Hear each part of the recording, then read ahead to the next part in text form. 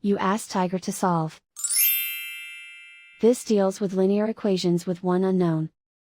The final result is x equals 3/2. Let's solve it step by step. Simplify the expression. Expand the parentheses. Simplify the arithmetic. Expand the parentheses. Simplify the arithmetic. Group like terms. Multiply the coefficients.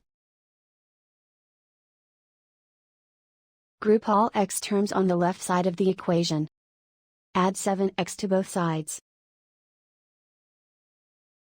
Group like terms. Simplify the arithmetic. Group like terms.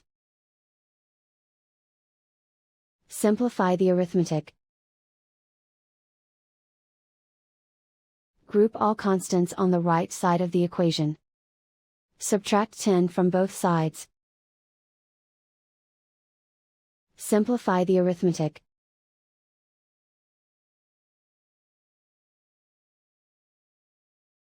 Isolate the x. Divide both sides by 12. Simplify the fraction. Find the greatest common factor of the numerator and denominator.